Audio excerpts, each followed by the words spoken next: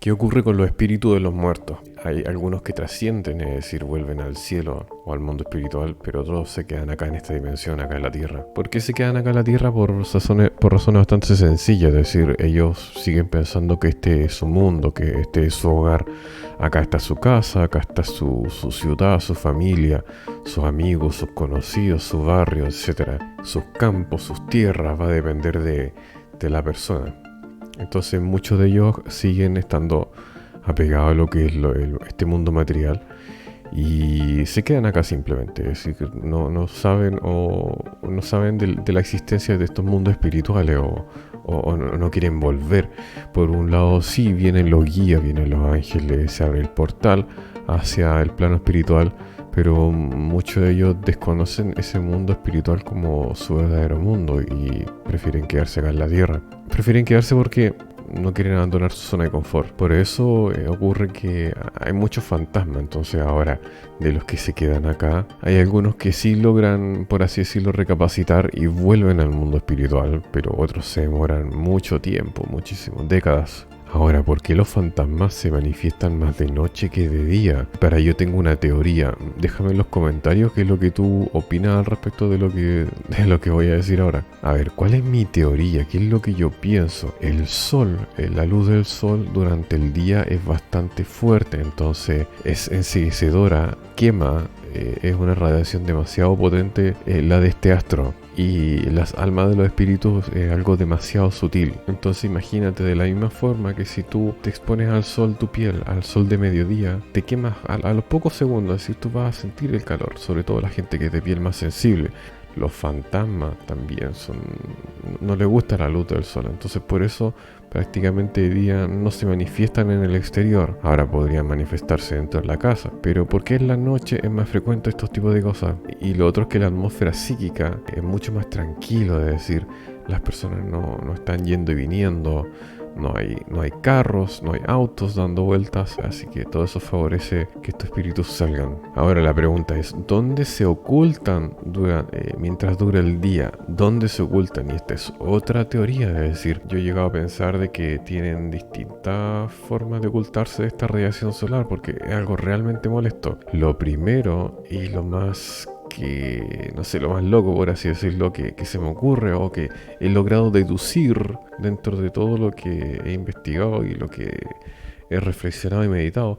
Mira, como te digo, déjame en los comentarios para saber qué opinas y si tú tienes algún juicio al respecto. Lo primero es que se pueden esconder debajo de la tierra, es decir, pueden irse en las profundidades y descansar ahí. Ahora, ¿qué tan profundo se van? No lo sé. Posiblemente 2 metros bajo la tierra, 3 metros, tal vez no más allá de 3, 4 metros, 5, porque que lo que ocurre es que se pone húmedo, entonces, porque hay muchas napas de agua subterránea. Bueno, eso va a depender también del lugar. Por ejemplo, obviamente que en un desierto no hay agua a los 100 metros, pero en otros lugares a los 2 metros ya hay agua.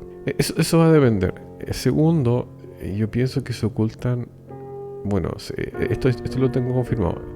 Ellos se ocultan en edificios abandonados, ellos prefieren quedarse ahí o habitar lugares que ya no están habitados, porque ahí ellos encuentran tranquilidad.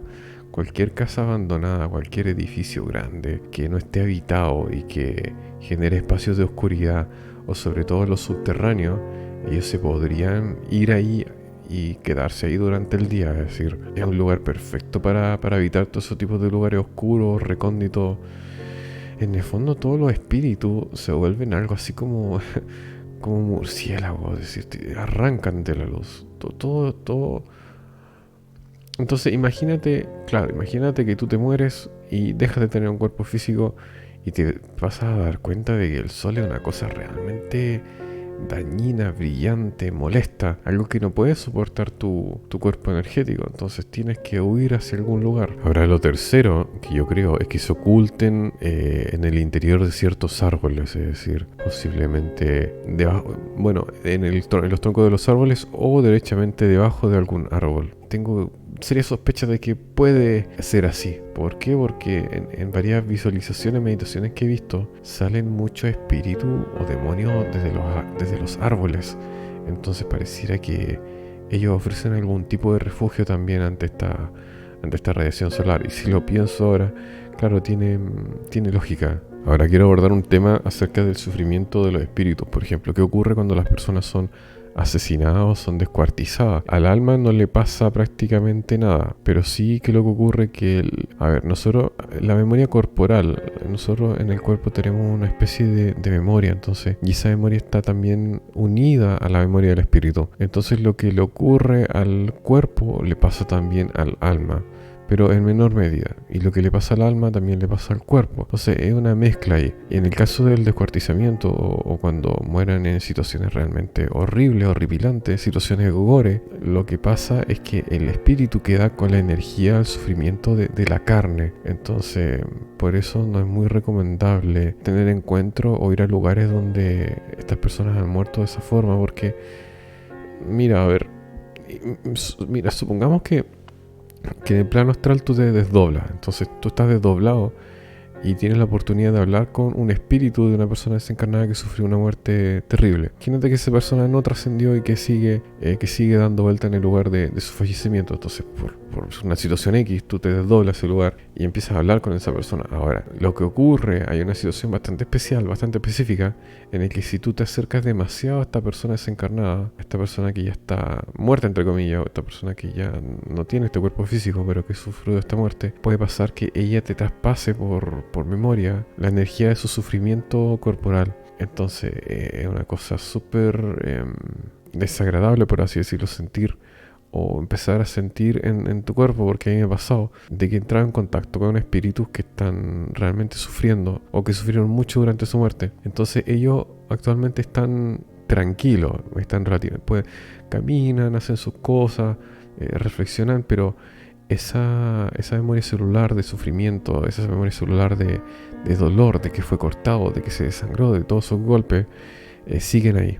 Mira, a todos nosotros nos han enseñado que el universo está separado, es decir, pero no, en el fondo todo es la misma cosa, todo está unido energéticamente. Entonces tienes que ser consciente también de que tu persona con la que tú conversas, persona con la que tú estableces algún tipo de comunicación, algún saludo, algún abrazo, alguna estrechez de mano, hay una simbiosis energética, y es decir, hay un intercambio de energía y de información. Solamente con tocar a la persona o con solamente estar conversando sin ser tocada a una distancia inferior a 1 metro, a 100 centímetros. Entonces, hablando de una forma generalizada, hay un intercambio, siempre hay un intercambio energético entre una u otra persona de una u otra forma. Entonces, tal vez el dolor o incluso la depresión de otra persona puede ser traspasada a ti. Por eso muchas veces nosotros nos sentimos tristes de la nada, o de repente uno se dice, ¿por qué estoy tan triste? ¿Qué me pasó? No me ha pasado nada. Porque son personas que son esponjas, o al revés, es decir, hay gente que contagia felicidad.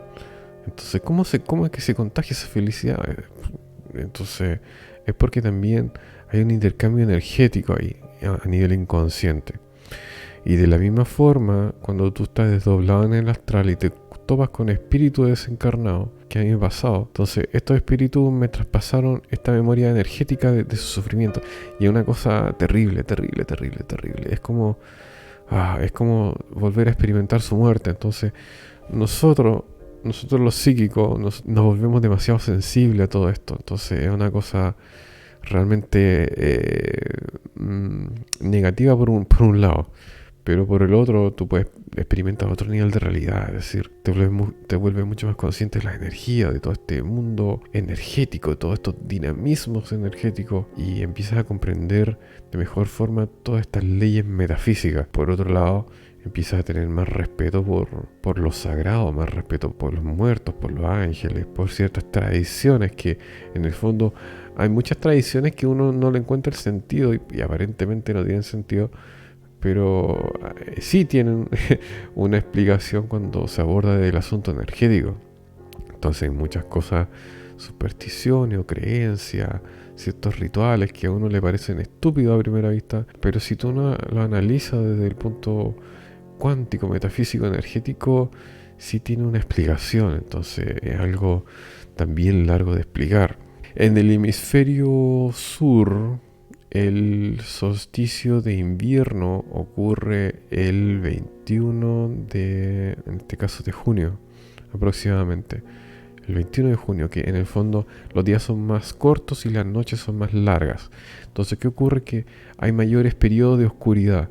Y en esos periodos de oscuridad, cuando las noches son más largas, los espíritus por alguna razón se desorientan. Algo pasa ahí, que se desorientan y necesitan más luz solar. Ahora ocurre todo lo contrario a lo que te estaba diciendo al comienzo. Es decir, efectivamente los espíritus también necesitan del sol, tampoco pueden estar en completa oscuridad. Ellos igual salen en las tardes, tampoco es como que salgan exclusivamente en las noches, sino que poco después del atardecer ellos salen. No es como que le tengan repudio al sol 100%, sino que igual le gusta la claridad del día. Ahora, no sé si saldrán cuando esté nublado, no creo, no, tiene que ser un día demasiado oscuro. Ahora, si nos ponemos a hablar en términos más finos, por ejemplo, si está nublado, cuando está nublado se oscurece más temprano, entonces ellos pueden salir también antes, ¿me explico? También pueden salir, pero ¿qué es lo que ocurre? Periodo muy prolongado de oscuridad, ellos se desorientan y necesitan también luz. Ahora, ¿qué tipo de luz se les puede ofrecer en esta instancia? La luz de la oración. Tú puedes hacer meditación por los espíritus en un buen momento, en el 21 de junio en el hemisferio sur, para hacer oración por los espíritus de los encarnados. Ahora, en el hemisferio norte esto se da aproximadamente el 21 de diciembre, cuando son las noches las más largas. Entonces, en diciembre es cuando hay que hacer oración, hay que apoyar a los espíritus, hay que ayudarlos. Es un asunto complejo.